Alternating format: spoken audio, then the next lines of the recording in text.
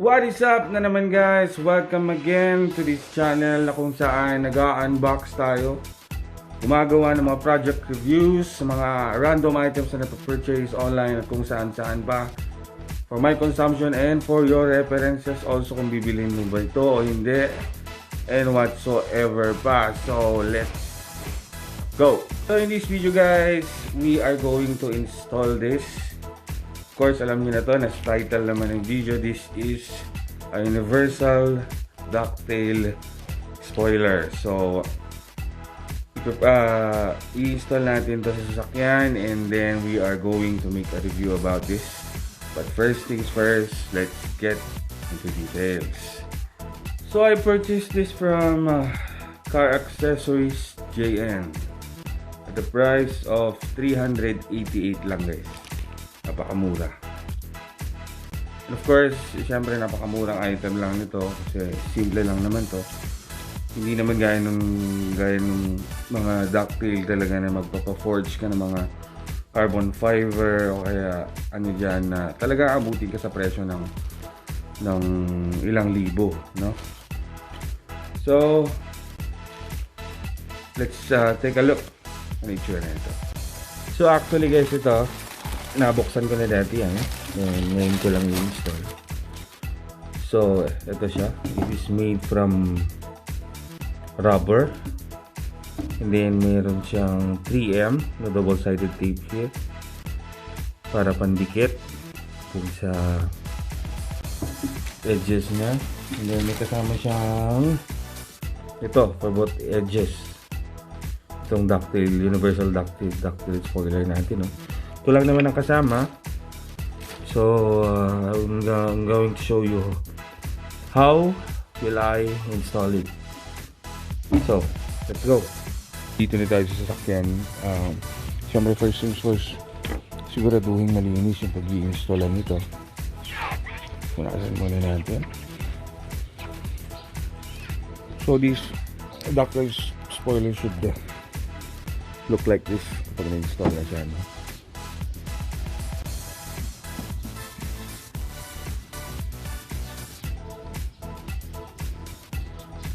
Supposed to be ganyan siya.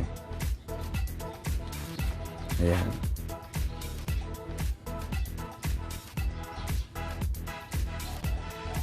So let it dry muna yung pinunasan natin para mas kakapit siya na maigit.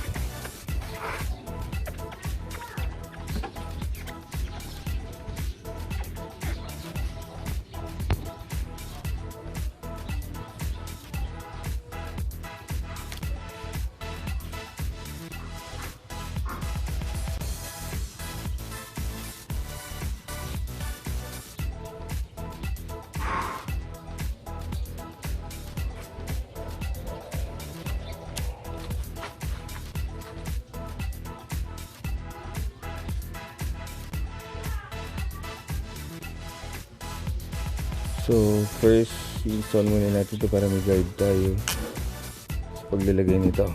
Mamaya. So, careful lang pag-install nito kasi ito ang magiging guide mo. You wanna make sure na naka-align siya. Ayan. Good. Nakapit na siya.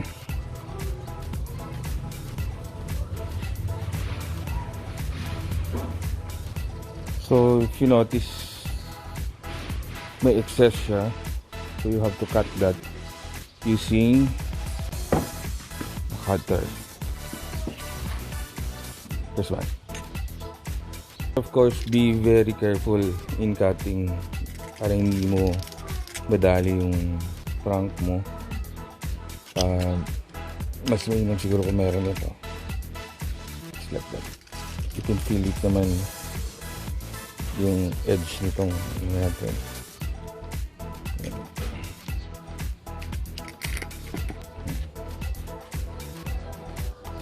Katamba lang ito pa lang parang hindi pag sino pa lang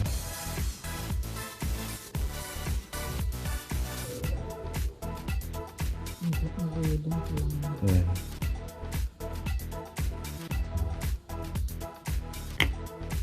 Bumukit.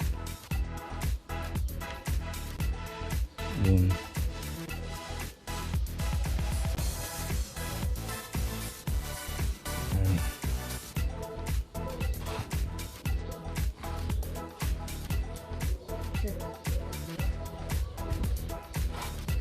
Tsaka gikat si kamay doktor. Paduwa dito ang sinukat ako.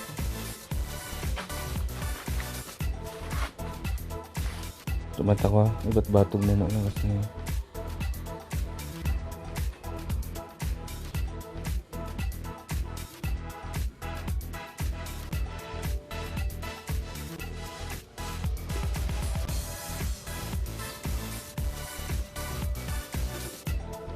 okay.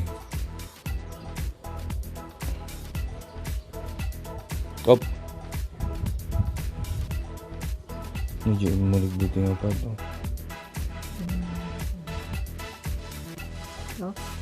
Okay.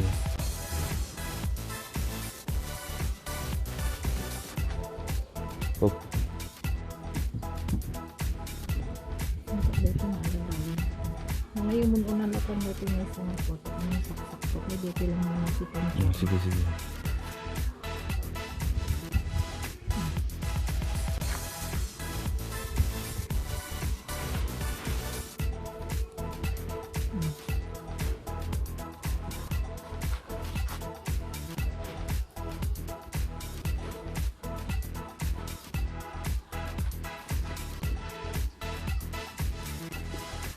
Op.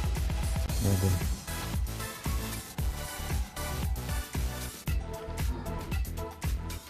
Sige.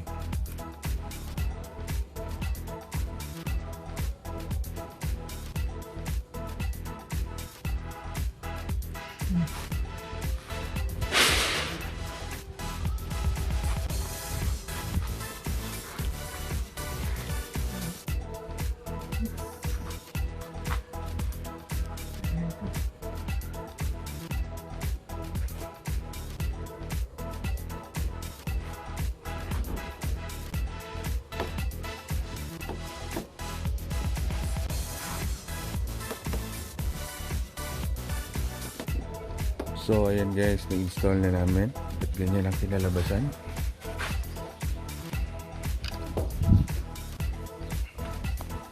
Looks good.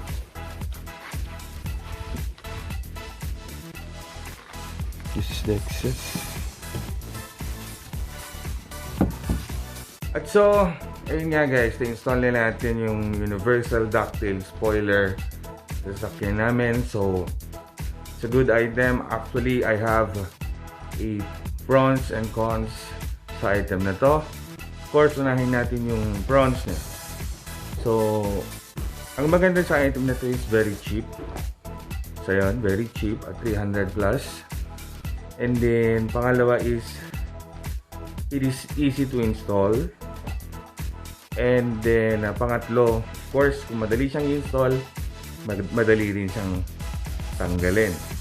And the three cons naman dito, considering na rubber lang to, I am very sure na ano lang to, temporary. This is temporary. Secondly, yun nga, isa sa pros natin is madaling tanggalin.